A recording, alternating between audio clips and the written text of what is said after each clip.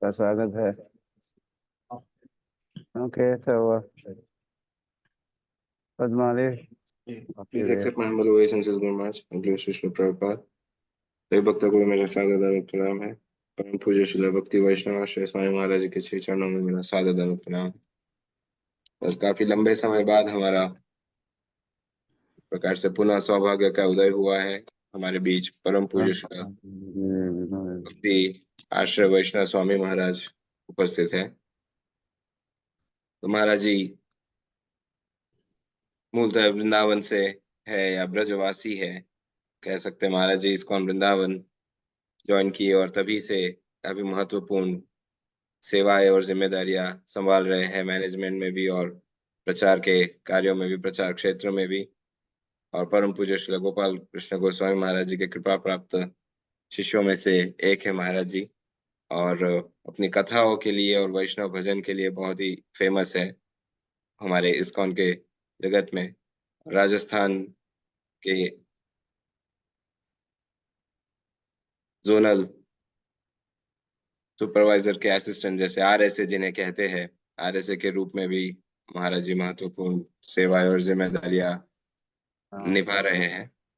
तो आज हमारा सौभाग्य है कि महाराज हमारे बीच उपस्थित है काफी लंबे समय बाद, और आज इतने ऑस्पिशियस दिवस पे कि जहाँ पर दो महत्वपूर्ण आचार्यों की तिथियां हैं, श्रील गोपाल भट्ट गोस्वामी महाराज या श्रील गोपाल भट्ट गोस्वामी आविर्भाव दिवस है, और साथ ही में रामचंद्र कविराज का तिरोभाव दिवस है।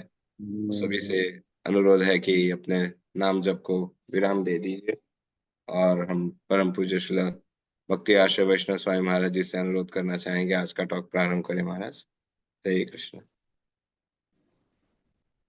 हरे कृष्ण।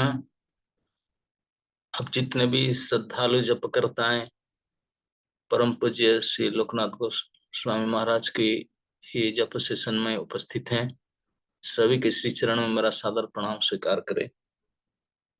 वंशाकल्पतरुभ्यश्च कृपा सिन्धुभ्यैव पतितानां पावनेभ्यो वैष्णवेभ्यो नमः। महाराज की कृपा आशीर्वाद से आज आप लोग को संग लेने के लिए सौभाग्य मिला। आज आप सबको विदित है कि श्री गोपाल भट्ट गोस्वामी हमारे वृंदावन के 6 गोस्वामियों से अन्यतम है। उनके शुभ आविर्भाव तिथि और रामचंद्र कविराज गोस्वामी जो नरोत्तम दास ठाकुर के संगी थे, उनके निकट पार्षद थे, उनका भी आज तिरुभाव तिथि है। तो गोपाल भट्ट गोस्वामी के बारे में थोड़ा चर्चा करेंगे, अगर समय मिलेगा तो आगे। गोपाल भट्ट गोस्वामी वही मुझे पद्मावली प्रभु ने आदेश किए हैं। श्री गोपाल भट्ट गोस्वामी 1503 1425 शकाब्द 1503 ख्रीष्टाब्द दक्षिण भारत के कावेरी नदी के तटवर्ती सी रंग क्षेत्र में आविर्भूत हुए थे। उनके पिता श्री रंगनाथ जी के मुख्य पुजारी थे, श्री वेंकट भट्ट। वेंकट भट्ट के और एक भाई थे परिमल भट्ट, जिन्होंने आगे चल करके संन्यास लिए थे श्री संप्रदाय में, और श्री चैतन्य महाप्रभु के आशीर्वाद से, उनके संग से उन्होंने फिर गौड़ीय संन्यास लिए। गौड़ीय में वृंदावन में आकर के प्रबोधानंद सरस्वती स्वामी के रूप में अनेक ब्रज की महिमा गान किए। और श्री गोपाल भट्ट गोस्वामी उनके पितृव्य, उनके चाचा श्री प्रबोधानंद सरस्वती प्रात के शिष्य हैं। दोनों ही महाप्रभु के अनुयायी हैं, अनुगामी हैं। श्री गोपाल भट्ट गोस्वामी अपने पूर्व लीला में श्री कृष्ण लीला में श्री राधा रानी के अष्टमंजरियों से एक मंजरी थे, गुण मंजरी। कई कई जगह में अनंग मंजरी करके भी उल्लेख है।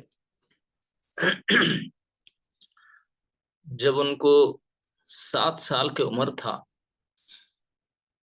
तभी श्री चैतन्य महाप्रभु दक्षिण भारत गस्त में गए थे और श्रीरंग क्षेत्र में पहुंचे थे।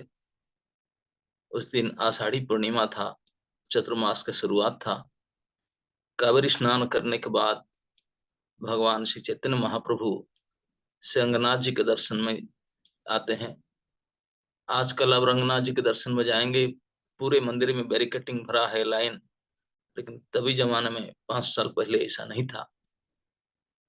तो पूर्ण प्रांगण में जा करके महाप्रभु रंगनाथ जी के प्रातः दर्शन करने के लिए गए थे। उस दिन पूर्णिमा था, हजारों हजारों संख्या की श्रद्धालुओं का भीड़ था रंगनाथ के दर्शन के लिए। लेकिन महाप्रभु भगवान के रंगनाथ के प्रांगण में नृत्य किए, भगवान को रंगनाथ को देख करके कीर्तन और नृत्य किए। तो जितने भी दर्शनार्थी आए थे बहुसंख्यक, वो भगवान रंगनाथ को ना देख करके उनको दर्शन किए। उनको लगा कि अभी तक तो हम सोए हुए भगवान को देख रहे थे, ये तो अभी नाचने वाले भगवान आ गए। भगवान अल्टर से आकर के हम नृत्य कर रहे हैं क्या? है तो सही, वही भगवान नृत्य कर रहे थे। अद्भुत कीर्तन, अद्भुत नृत्य, और लोगों का अल्टर में दृष्टि न जा करके उन्हीं में ही दृष्टि लग रहा है। यहाँ तक कि जो मुख्य पुजारी श्री वेंकट भट्ट थे, उन्होंने भी भगवान की आरती करते समय भी उनको नजर, आज लोग ने पूर्णिमा की भीड़ देखे कि आंगन में नृत्यरत है भगवान, तो दृष्टि उनके पर गया, आरती भले यहाँ कर रहे थे। तो इस प्रकार लंबा समय तक भगवान चैतन्य महाप्रभु रंगनाथ के सामने उनके प्रांगण में नृत्य कीर्तन किए। अद्भुत नृत्य कीर्तन था, भगवान स्वयं थे। तो उनको देख करके जितने भी दर्शनार्थी, हजारों हजारों संख्या में, आबाल वृद्ध वनिता, सभी के मुख से हरिनाम निकल रहा था। ये भगवान के प्रभाव है। तो श्री वेंकट भट्ट गोस्वामी आरती के बाद आए, वो भी इस भीड़ के अंदर आके देखने लगे। जब भगवान श्री चैतन्य महाप्रभु नृत्य के बाद प्रणाम करने लगे भगवान को, तब सभी लोग आश्चर्यचकित हो रहे थे। अपने घर वापस जाते समय सब सोच रहे थे, ये तो कोई मनुष्य ऐसा नृत्य कीर्तन कर ही नहीं सकता। तो श्री वेंकट भट्ट गोस्वामी आगे आकर के इस साक्षात भगवान श्री चैतन्य महाप्रभु दर्शन करके, प्रणाम करके उनको निमंत्रण किए अपने घर में, क्योंकि आज पूर्णमासी था। और उनके घर में सन्यासी को भिक्षा देने के लिए अनुरोध किए। महाप्रभु उनके अनुरोध रक्षा करके उनके घर में गए अतिथि के रूप में। वेंकट भट्ट उनको लेकर गए, इतने प्रसन्न हो गए और उनके घर में विशेष स्वागत और पदधोत आदि किए। तो उनके जो पुत्र थे वेंकट भट्ट के, 7 साल की उम्र के श्री गोपाल भट्ट, श्री गोपाल, वो महाप्रभु के प्रथम दर्शन किए तभी आषाढ़ी पूर्णिमा, और दर्शन करके लगभग मूर्छित हो गए प्रणाम करते समय। भगवान श्री चैतन्य महाप्रभु अपने कर पद कमल स्पर्श किए उनके श्री मस्तक पर, तब उन्होंने उठे। और ऐसे कई जगह में वर्णन है कि उन्होंने महाप्रभु को देख करके देखते रहे। वो बोले, मुझे इस दुर्भाग्य को, ये मुंडित मस्तक, ये संन्यास रूप क्यों मुझे दर्शन कराते हैं?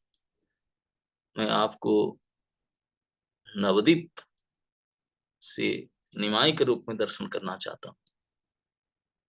तो भगवान उनको भी दर्शन कराए थे, केवल उन्हीं को दर्शन हुआ था। तो उसी समय से, प्रथम दर्शन से वो समझ पाए थे कि वही उनके प्राणनाथ है, वही उनके सेव्य है, और उनके सेवा में रहे। श्री वेंकट भट्ट गोस्वामी देखे, अनुरोध किए महाप्रभु को उस दिन के भिक्षा के बाद में, प्रसाद के बाद में, कि अब तो चतुर्मास है, अब तो ट्रैवलिंग नहीं करेंगे, कहीं जाएंगे नहीं, तो यहीं रुक जाइए। तो महाप्रभु उनके अनुरोध को स्वीकार किए और श्री वेंकट भट्ट के निवास में 4 महीना रुके। भगवान के 4 महीना रुकने का कोई आवश्यकता था नहीं। उन्होंने निभक्त ट्रेनिंग देने का शुरू किए। 7 साल के बालक गोपाल भट्ट को श्री मन महाप्रभु स्वयं ट्रेनिंग देने लगे। बड़े वात्सल्य भाव से बालक गोपाल को पास में बुला करके उनको उपदेश देते थे, उनको अपने झूठन प्रसाद देते थे, अपने भक्तावशेष प्रसाद देते थे और अपने संग देते थे, अपने सेवा देते थे। गोपाल भट्ट गोस्वामी जैसे काया के साथ छाया, इस प्रकार महाप्रभु के साथ रुकते थे। उनके साथ सोना, उनके साथ कावेरी में स्नान करने जाना, उनके लिए जल लेकर आना, उनके लिए प्रसाद, पूरे उनके प्रॉपर पर्सनल असिस्टेंट की तरह 4 महीना उनके तक रहो। प्रतिदिन भगवान श्री चैतन्य महाप्रभु अपने प्रातः कृत्य के बाद, रंग जी के दर्शन नृत्य कीर्तन के बाद दोपहर में प्रसाद लेते थे, चतुर्मास में 1 टाइम प्रसाद। उसके बाद लगभग अपराह्न समय में उन्होंने कृष्ण कथा करते थे। भगवान स्वयं कथाकार है, वक्ता थे और श्रोता थे उनके परम भक्त पार्षद श्री गोपाल बालक और उनके परिवार और उनके आसपास जितने भी सुन सुन करके भीड़ बढ़ने लगे। जितने ब्राह्मण सेवक थे रंगनाथ जी के, सभी आए एक सुनने के लिए, क्योंकि साक्षात रंगनाथ, साक्षात भगवान जब बोल रहे हैं, कौन नहीं आएगा। तो 4 मास भगवान कृपा करके श्री गोपाल बालक को ट्रेनिंग देते में समय में सारे रंग क्षेत्र के ब्राह्मण गण को कृष्ण कथा सुनाए। इस कृष्ण कथा सुन करके ही श्री प्रभुदानंद सरस्वती पाद, जो श्री संप्रदाय के उच्च कोटि के सन्यासी थे, उनका मन फिर गया था। उन्होंने, नारायण उपासक थे, श्री संप्रदाय में उपास्य भगवान श्री लक्ष्मी नारायण है। उन्होंने श्री लक्ष्मी नारायण को छोड़ करके श्री राधा कृष्ण उपासना में आ गए। राधा कृष्ण साक्षात गौरांग महाप्रभु राधा कृष्ण नहीं अन्य, उनके उपासना में आ गए थे वृंदावन। तो इसी समय में महाप्रभु श्री गोपाल को बहुत ही अपने निज संग प्रदान किए। तो उस समय में 4 महीना बीतने पर जब महाप्रभु जाने लगे तो सब विकल होकर रोने लगे। तो महाप्रभु बोले उनको जाना ही है। गोपाल भट्ट तो बोले कि मैं नहीं सह सकता, मैं आपके बिना कैसे रह सकता हूँ। तो श्री चैतन्य महाप्रभु उनको सांत्वना दिए और उनके माता पिता परिवार संबंधियों के सामने उनको आदेश दिए, गोपाल आप यहाँ रहो, मेरे पास आप आओगे समय आने पर। कब? आप घर में रहकर माता पिता की सेवा करो, माता पिता के अंत में आप सीधा वृंदावन आओ, मैं वहीं मिलूंगा आपको। तो लेकिन एक आदेश है, विवाह नहीं करना है। श्रीमन महाप्रभु हम उनके लीला में देखते हैं, 2 ब्रह्मचर्य को ट्रेनिंग दिए थे, 2 ब्रह्मचर्य ट्रेनिंग कराए थे भगवान ने। लेकिन तब ब्रह्मचर्य आश्रम था नहीं, किसी को फुल टाइम ज्वाइन करना नहीं हुआ था। स्वयं भगवान, ये 2 ब्रह्मचारी, 2 भट्ट थे, गोपाल भट्ट एक रघुनाथ भट्ट, ये दोनों को घर में रखकर ट्रेनिंग दी। बोले आप अपने घर में माता पिता के साथ रहो, माता पिता की सेवा करो, लेकिन दोनों को ऑर्डर दिए थे विशेष कि दोनों विवाह ना करो, माता पिता का अंतिम वृंदावन आओ। ये भगवान का आदेश था।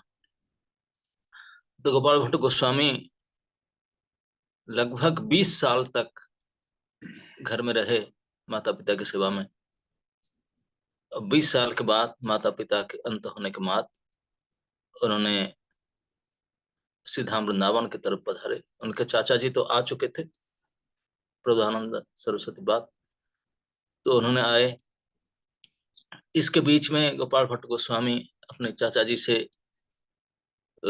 अध्ययन किए थे। अनेक शास्त्र पढ़ करके अति पारंगत हो चुके थे, अति शास्त्र ज्ञान में अति विद्वान थे। वृंदावन में आके पहुंचे। वृंदावन में तो महाप्रभु नहीं थे, महाप्रभु पुरी में थे। वृंदावन से रूप सनातन के साथ उनका भेंट होता है। रूप सनातन को महाप्रभु पहले बोले थे, दक्षिण भारत में आने के बाद खूब प्रशंसा किए थे गोपाल भट्ट के। उन्होंने तो देखे नहीं थे उनको, लेकिन आज पहली बार जो भेंट हुआ, परिचय हुआ कि रूप सनातन उनको बहुत आदर के साथ स्वागत किए। बोले कि महाप्रभु हमको आपके बारे में बहुत कुछ पता है, आप अभी आए। तो उन्होंने, गोपाल भट्ट गोस्वामी रो रहे थे, मुझे तो चैतन्य महाप्रभु से मिलना है, महाप्रभु से मिलना है। बड़े विकल होकर प्रार्थना करने लगे। बोले अब तो महाप्रभु तो यहाँ नहीं है, महाप्रभु पुरी में है। तो उनके पास पत्र भेजा गया महाप्रभु की, आपके प्रिय गोपाल वृंदावन आ चुके हैं। पत्र पा करके भगवान चैतन्य महाप्रभु इतने प्रसन्न हुए, इतने प्रसन्न हुए, तुरंत उन्होंने प्रत्युत्तर एक पत्र लिखे और उनके ऐसे कहावत है, उनके डोर कोपिन और एक आसन भेजे। तो इसके द्वारा भगवान ने गोपाल भट्ट को आचार्य रूप में अपॉइंट कर दिए। तो गोपाल भट्ट गोस्वामी को श्री रूप सनातन बोले कि महाप्रभु का आशीर्वाद आपको आया है, आप यहीं रह करके उनके सेवा करेंगे। गोस्वामी के गण के लिए भगवान चैतन्य महाप्रभु का आदेश था भक्ति ग्रंथ प्रणयन और भक्ति के प्रचार, विग्रह सेवा, ये सब जो आदेश था। तो ये आदेश को पूरा करने के लिए गोपाल भट्ट लग गए, लेकिन उनका मन में बड़ा दुख था। मैं क्या और एक बार जीवन में दर्शन नहीं कर सकता मेरे उपास्य देव को? तो स्वप्नादेश में श्रीमान महाप्रभु उनको आदेश दिए कि इस रूप में तो नहीं, मुझे दर्शन करना चाहते तो मेरे संग प्राप्त करोगे। आप गंडकी नदी के जाओ, वहां स्नान करो, वहां से शालग्राम के रूप में मुझे प्राप्त होगा और उसी में मैं दर्शन दूंगा आपको। तो भगवान के आदेश पा करके गोपाल भट्ट गोस्वामी वृंदावन से नेपाल की ओर निकले। तभी तो फ्लाइट के कार नहीं था, पैदल में जाना था।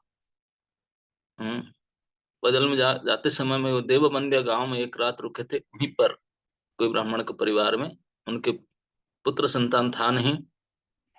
तो उन्होंने प्रार्थना की, बोले हे गोसाई, अगर आप कृपा करें, हमारा कोई पुत्र हो तो हम आपके सेवा में समर्पित करेंगे। तो गोपाल भट्ट गोस्वामी की कृपा से उनको पुत्र संतान प्राप्त हुआ था। वही दामोदर, गोपीनाथ दामोदर, पहले तो दामोदर आए, बाद में उनके भाई गोपीनाथ है, उनके वो गृहस्थ हुए। उनकी परंपरा में आज राधा रमन के सेवात परंपरा चल रहा है। श्री गोपाल भट्ट गोस्वामी गंडकी नदी में गए पैदल में चलते चलते, और यहाँ दामोदर कुंड में स्नान किए। जलकृत्य करते समय उनके हाथ में शालग्राम शिला आया। तो उनको छोड़ देते थे, ये कैसे आया? लेकिन बार बार आता था तो सोचे कि प्रभु की ही इच्छा है, तो शालग्राम को लाए। तो टोटल बोले एक क्या लेकर जाऊं, एक एक करके 12 शालग्राम लेकर गए। इसमें साक्षात एक श्री दामोदर शिला था। उस ला करके वृंदावन में अपने कुटिया में रख करके सेवा किए। हम जानते हैं कि श्री रूप सनातन आदि अन्य अन्य गोसाओं के अपने अपने पूजित सेव्य विग्रह थे सभी के। मदन मोहन, गोपीनाथ, लोकनाथ गोस्वामी के, श्री विनोदी लाल, ऐसे सभी जीव गोस्वामी के, दामोदर, ऐसे सभी गोस्वामी के अपने अपने सेवित विग्रह थे। लेकिन गोपाल भट्ट गोस्वामी उनके तो शालग्राम शिला थे, जो भी हो वही सेवा करते थे। तो एक समय और क्योंकि गोपाल भट्ट गोस्वामी महान पंडित थे, शास्त्र मूर्ति थे। उन्होंने सतक्रिया शारद दीपिका पूजा पद्धति, सनातन गोस्वामी के रचित श्री हरिभक्त विलास को भी एडिटिंग किए थे। श्री कृष्ण करणामृत जीव गोस्वामी के 60 संदर्भ, उसके ऊपर भी उन्होंने टीका लिखे हैं। ऐसे और अनेक श्री श्रीनिवास आचार्य जिन्होंने षड गोस्वामी अष्टक लिखे हैं, उनके भी गुरु जी थे। इसे बहुत बड़े बड़े अति उच्च कोटि के वैष्णवों को दीक्षा दिए थे। तो एक समय जब श्री वैशाख चतुर्दशी था, पूर्णिमा से पहले दिन, ये नरसिंह भगवान के चतुर्दशी होता है वैशाख चतुर्दशी को, तो सारे लोग प्राय आते थे उनसे कथा सुनने के लिए, क्योंकि यही महान प्रवक्ता थे, शास्त्र मूर्ति थे। तो उनके पास आए थे। तो उस समय में कुछ पंजाब साइड से कुछ ऐसे अतिथि आए थे जिन्होंने सारे गोस्वामी मंदिर वृंदावन में दर्शन करके कुछ भेंट दिया करता, भेंट अलंकार और नाना प्रकार की और भेंट देते थे। तो उन्होंने श्री गोपाल भट्ट गोस्वामी के आश्रम में आए, उनकी कथा सुन करके बड़ी प्रभावित हुए। तो उनको भी दिए ये सब भेष अलंकार ड्रेस सब दिए। गोपाल भट्ट गोस्वामी बोले मुझे क्यों दे रहे हैं, बाकी सबका तो विग्रह है, उनको पोशाक ग्रहण कराते हैं, श्रृंगार करते हैं, अलंकार पहनाते हैं। मेरा तो ठाकुर है, गोल पत्थर है, उनको मैं कौन सा पोशाक पहनाऊं, अलंकार पहनाऊं। मेरा तो इससे दुख आया। तो लेकिन वो जो सेवक थे उन्होंने तो बाध्य कर दिया, नहीं नहीं नहीं नहीं, आप उसको रखे, उनको दे करके गए। तो श्री नरसिंह भगवान की कथा, नरसिंह चतुर्दशी सायंकाल में नरसिंह भगवान प्रकट हुए थे। तो सायंकाल तक व्रत धारण करके नरसिंह भगवान के चरित्र वर्णन कर रहे थे गोपाल भट्ट गोस्वामी। सभी भक्त विदा लेकर गए नरसिंह भगवान का अभिषेक आदि के बाद में। तो रात को जो सन आरती दिला रहे थे अपने उपास्य शालग्राम शिला को, दामोदर शिला आदि को, श्री गोपाल भट्ट गोस्वामी सोचने लगे, बोले देखो मैं क्या भक्त हूँ। प्रहलाद एक असुर के पुत्र थे, 5 साल के थे, फिर भी उनके भक्ति के प्रभाव से भगवान एक खंबे से प्रकट हो गए। मेरी भक्ति कुछ नहीं, मेरे लिए इस साक्षात भगवान के अभिन्न शालिग्राम शिला से भी कोई प्रति प्रकट नहीं हो पाते, मैं उनको दर्शन नहीं कर पाता हूँ, इसी को देखता हूँ। इस प्रकार अपने को बहुत धिकार करते हुए, ग्लानि करते हुए अपने भजन को और निरात्रि शयन किए। और भगवान भक्त के कैसे नहीं पहचाने। तो उन्होंने रात में ही भगवान ने अपना भक्त के पुकार सुन लिए थे। नेक्स्ट डे मॉर्निंग, पूर्णिमा के दिन सुबह, जब गोपाल भट्ट गोस्वामी जमुना स्नान करके जाते हैं, जमुना स्नान करके आकर के मंदिर खोल करके दीप प्रज्वलित करते हैं, तभी समय थे इलेक्ट्रोलाइट था नहीं। तो उनको आश्चर्य लगा, ये क्या है। दामोदर शिला जो बीच में था वो बिल्कुल खुल चुका था बीच से, और उसके बीच में भगवान श्री श्री राधा रमण लाल की जय हो, तो प्रकट हुए थे, स्वयं प्रकटित विग्रह। ये श्री गोपाल भट्ट गोस्वामी भक्ति की महिमा है। उनके भक्ति की वजह से भगवान अपने आप को शालग्राम शिला से, शालग्राम पत्थर को फाड़ करके प्रकट हुए। यहाँ तक खंबा फाड़ कर प्रकट हुए थे, यहाँ पत्थर फाड़ के प्रकट हुए। और आज भी आप वृंदावन में उनके दर्शन कर सकते हैं, स्वयं प्रकटित विग्रह।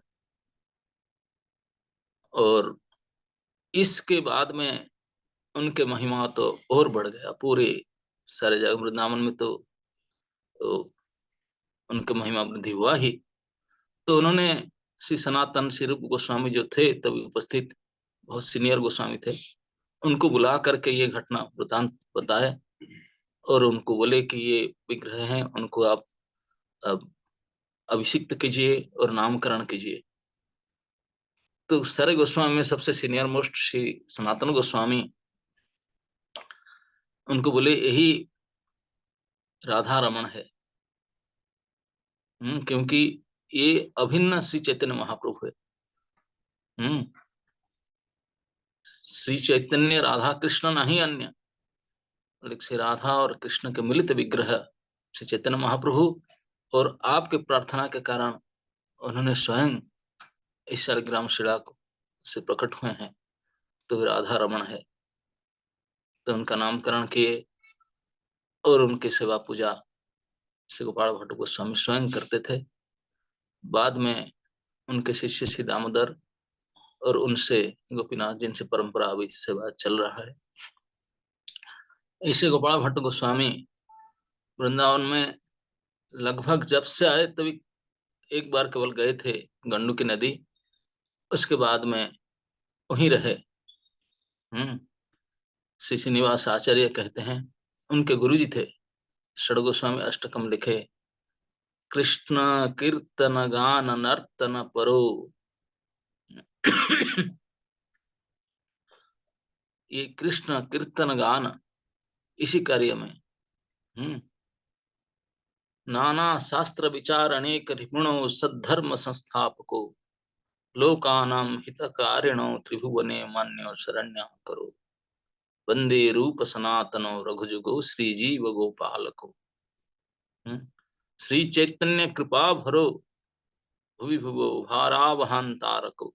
ऐसे 6 गोस्वामी जो भगवान के आदेश अनुसार इस संसार में पतित जीवों का उद्धार करने के लिए और भगवान के प्रिय वृंदावन धाम को प्रकट करना, बाकी भक्ति का जो जो आवश्यक क्रिया सबको प्रकट करना में लगे हुए थे। इसमें श्री गोपाल भट्ट गोस्वामी रूप सनातन आदि के बाद में कि उनके समय में भी वही, क्योंकि वो ब्राह्मण थे, महाप्रभु उनको अधिकृत किए दीक्षा देने के लिए। श्री सनातन गोस्वामी तो किसी को ही स्वीकार नहीं किए शिष्य के रूप में। रूप गोस्वामी जीव गोस्वामी को क्योंकि आपने भतीजे थे इसलिए स्वीकार किए थे, नहीं तो बाकी नहीं किए कोई। गौड़ीय परंपरा में जो दीक्षा परंपरा में जो आगे बढ़ने लगा वो तो ये भट्टद्वय, श्री रघुनाथ भट्ट श्री गोपाल भट्ट भट्टजुगो, ये दोनों ही। श्री सनातन गोस्वामी पाद यद्यपि हरिभक्ति विलास को रचना किए थे, श्री गोपाल भट्ट गोस्वामी की विद्वता, उनके समर्पण और उनके कुलीन ब्राह्मण थे, इसलिए उनके नाम से उनको प्रणयन किए थे। तभी समय में जातिवाद बहुत ज्यादा था। जो भी हो, श्री गोपाल भट्ट गोस्वामी उन्हीं के भक्ति के प्रभाव से आज भी हम लोग स्वयं प्रकटित भगवान श्री राधा रमण लाल के दर्शन करते हैं, दर्शन कर पाते हैं। ये उन्हीं का जो भक्ति भाव था, उन्हीं के प्रार्थना से ये भगवान प्रकट हुए हैं। गोपाल भट्ट के सेवित विग्रह है राधा रमण जी।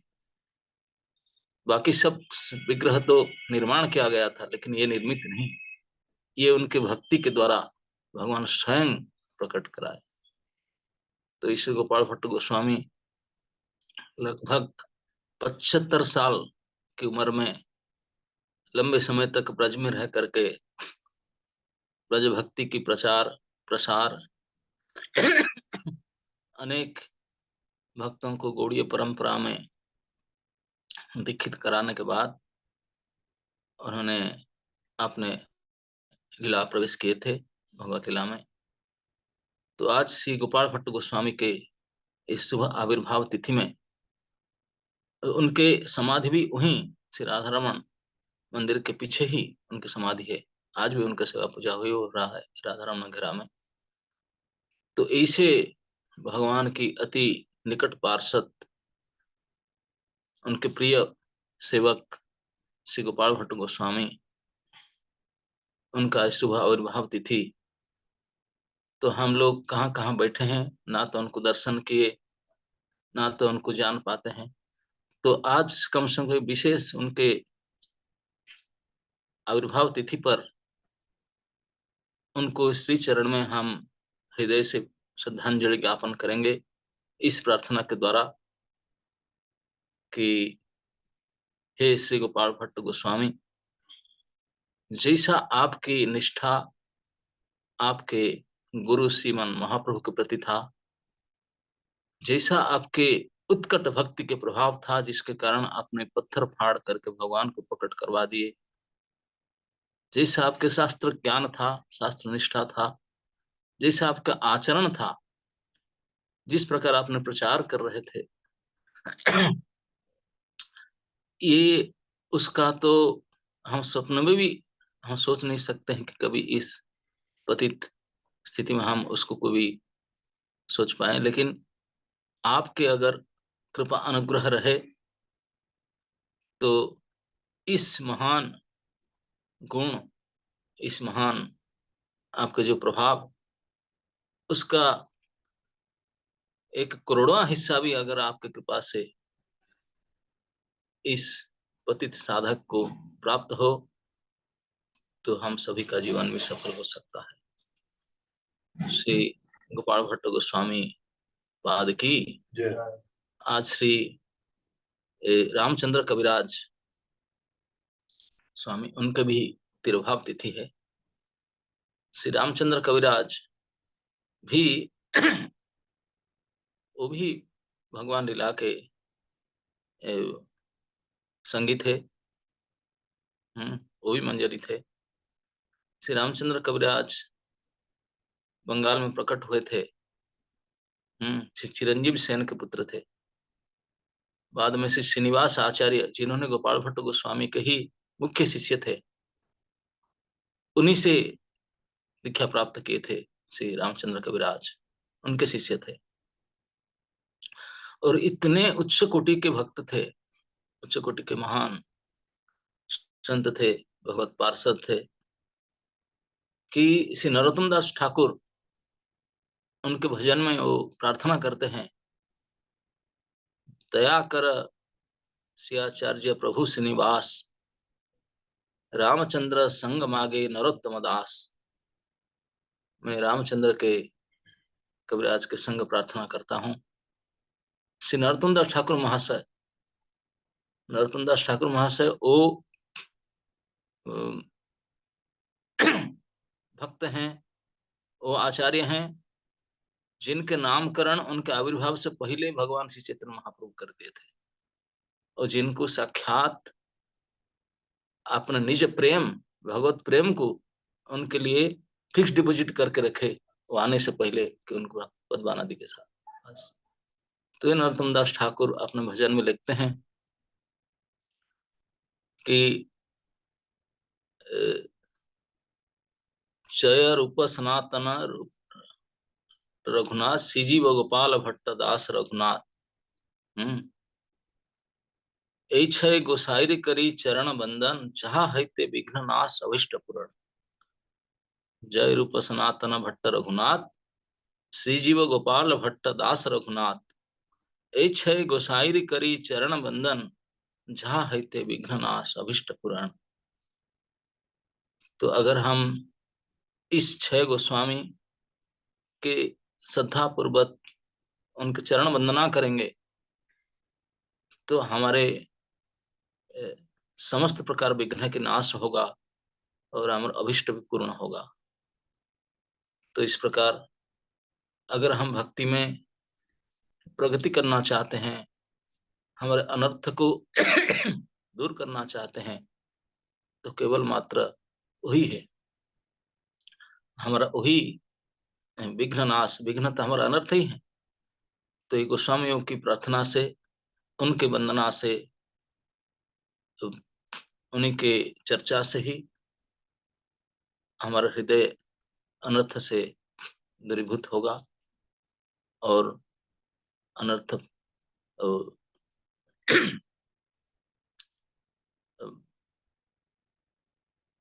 और हमारा जो अभिष्ट है वो ही प्राप्त होगा।